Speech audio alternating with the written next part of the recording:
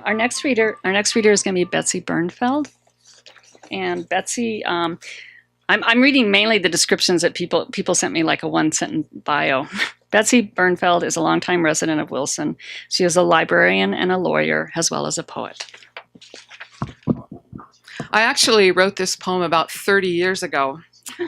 I was a stringer for the Casper Star Tribune, and I was assigned to go to Yellowstone to cover a conference of the Greater Yellowstone Coalition. And when I was there, I had this encounter with wildlife. Coincidentally, another reporter who was there with me, Marjane Ambler from High Country News, also recorded this incident in her memoir, which just came out, entitled Yellowstone Has Teeth. The Muskrat. On May 30th, the sensitive balance between the thin blue air and the filmy green depths of Yellowstone Lake tipped, and the lake's frozen surface shattered into a million pieces. Students stood on Fishing Bridge overlooking Yellowstone Lake as it flowed into the Yellowstone River.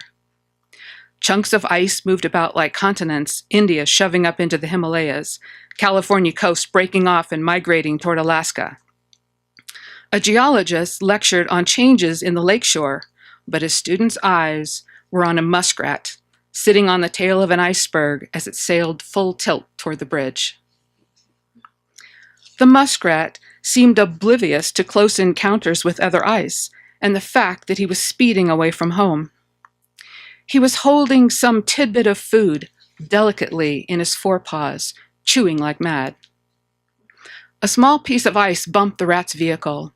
He was jarred, but didn't stop nibbling.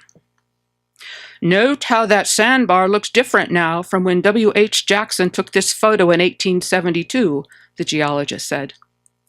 "Here comes a big one," a student shouted. Below them, on the water, an iceberg, much bigger than the rat's ship, bore down from behind. The rat nonchalantly looks forward. "Would warning him be interfering with natural order in a national park?" someone asked quickly. "No time." Boom! No one suppressed a scream. The muskrat went right on his nose. His hind legs launched 6 inches in the air. Apparently, confused, he jumped overboard, then crawled right back on. Finally, he looked around, obviously thinking, "What am I doing here?" Diving into the water, he swam against the current, dodging icebergs back home. He was rather slick at it, but why not just climb ashore and run along the bank?